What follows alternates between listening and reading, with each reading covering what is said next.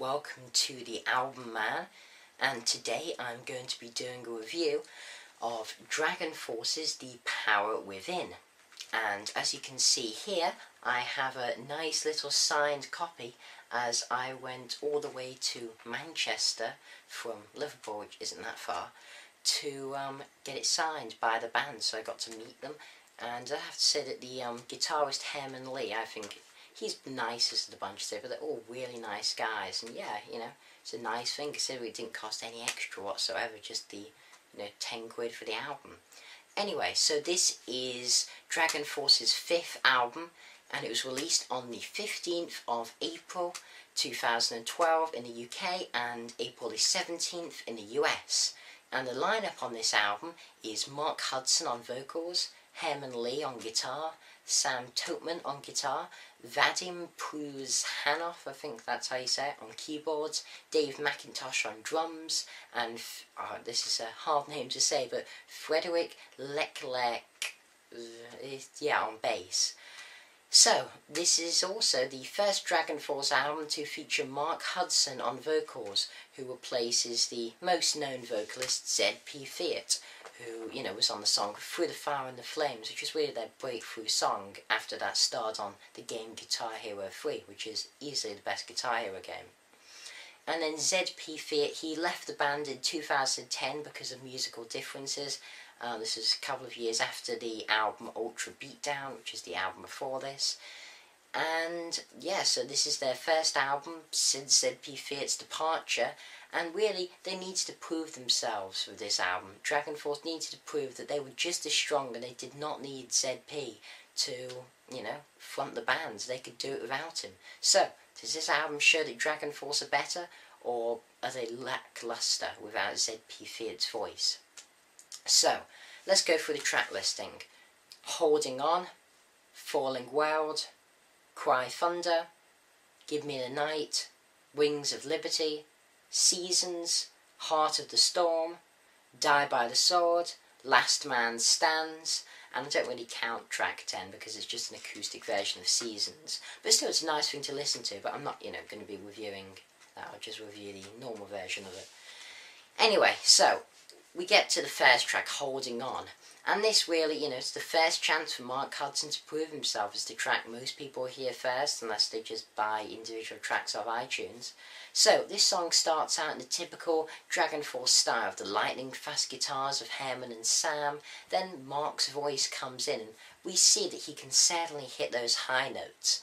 He has a really great voice, and I think his voice may actually be better than ZP's. I really like the change in voice of the band.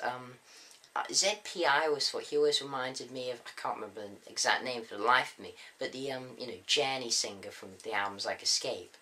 He always really reminded me of that, but, obviously on adrenaline. And, so yeah, I think Marc Hudson, he's clearly talented, and the song itself is great. It's just everything you expect from a Dragonforce song, with stupidly fast instruments and a melodic, catchy chorus, earning their name as a power metal band, or even speed metal, I'd call it, yeah. They sort of are, both genres, really. And it's a nice song to open the album with, really nice song. Then we get to Fallen World. This is the main single from the album, and I did do a track review of this a couple of months ago.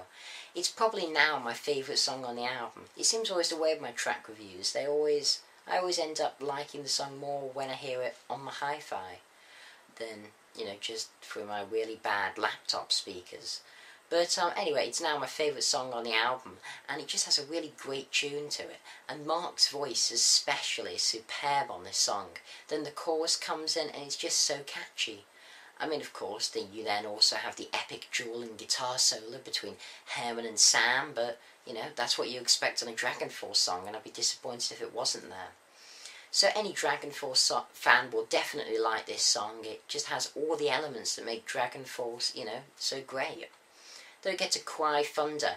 This is the second single from the album, and it starts out with a really nice lead guitar melody, and this melody reoccurs throughout the song, and then it carries on in the typical Dragonforce style, and I'd say it's my second favourite track on the album, if not joint first. It's really solid track, and yeah, it has another very strong chorus and a very strong riff. It's just another classic Dragonforce song that I could listen to all day. And certainly with these first few songs, they really do demonstrate that they are back and better than ever. And this certainly, the trend certainly carries on throughout the album. As we get to things like Give Me the Night, which is the next track, and that starts out with a cool little solo by Herman, and again it just continues to the formula of to die for choruses with speedy solos and riffs. Dragonforce really is just like I think I like the analogy that I've heard of Dragonforce, where they're a mixture between Bon Jovi and Slayer. I think that's true. They do have these big choruses. I mean, obviously not quite as big as stuff like Live on a Prayer, but they have really big choruses. But yet the heaviness and speed of a band like Slayer. Can't say I'm a Slayer fan, but anyway, and I think it creates a really cool combination. So I think Give Me the Night, it's a good song. Then we get to Wings of Liberty, and I was looking forward to this song because I have this thing. I always enjoy long songs. I'm a big prog fan. And I thought, oh, a song over 7 minutes, is this going to be the Through the Fire and the Flames or Fury of the Storm of the album? And it started out with a piano and nothing else. Yeah, and it carried on with nothing else except a piano and vocals over the top. And it sounded like it was going to be a beautiful, gentle ballad, which I thought was a bit odd for Dragonforce. But, this being Dragonforce, Herman and Sam soon turn up the speed of their guitars.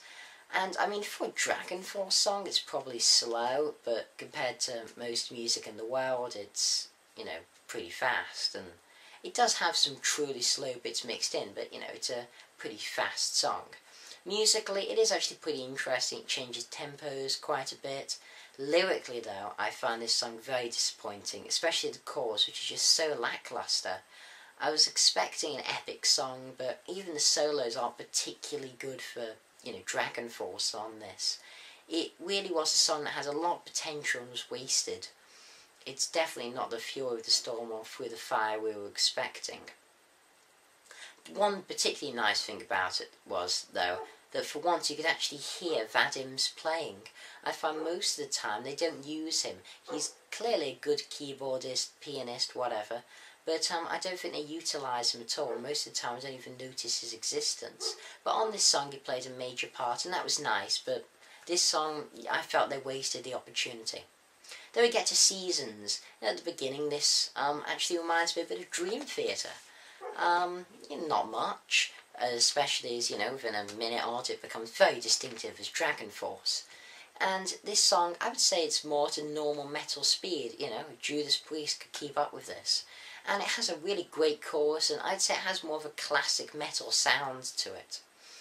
And there's also a bonus track at the end, as I said before, which is an acoustic version of the song. And this is very well done, and, I think the acoustic fits, this song very well.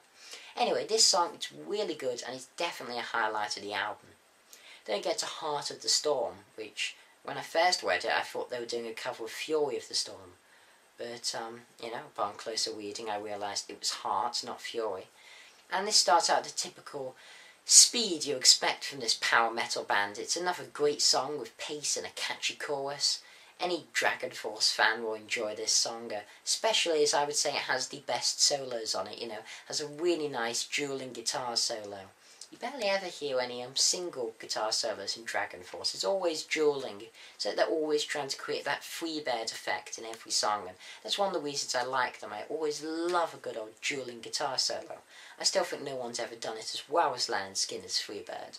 But, I think they make a good effort, and any speed metal fan's mouth will drop with awe.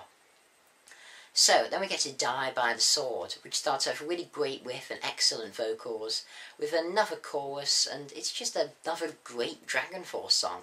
I mean, it just shows that, they are on form with this album. Then we get to Last Man Stands, which is the last song on the album, and it starts out quite gently before speeding up. And the song, it's very typical for this album, comes in at about 4 minutes with the usual dose of speed and catchiness. It's a nice song to end the album, and certainly it's a very consistent album overall. So in conclusion, I think that any Dragonforce fan will enjoy this album, as I believe it is their best since Inhuman Rampage. The only thing about this album that disappointed me really was the song length. I've always enjoyed the more epic Dragonforce songs, the stuff they're famous for, Through the Fire and the Flames and Fury of the Storm, or even things like Heroes of Our Time. They're the songs I like. But, I would have liked at least one proper epic song. I didn't think that Wings of Liberty did the epic song, sort of criteria justice, really. Still, I do enjoy the more radio-friendly 4-minute songs a lot, and considering I thought this album, I thought it was going to be average. I've never been a major Dragonforce fan. I've only really started getting into them more quite recently. So I thought this album was going to be alright, but I was pleasantly surprised. I messed up those words there. I was pleasantly surprised, and it isn't album of the year, but it's certainly a great addition to my collection, and I give this album a 7.5 out of 10. So yeah, that's been my review of Dragonforce's The Power Within. I hope you enjoyed. So, as usual, comment, rate, subscribe. Thanks for watching, and long live rock and roll.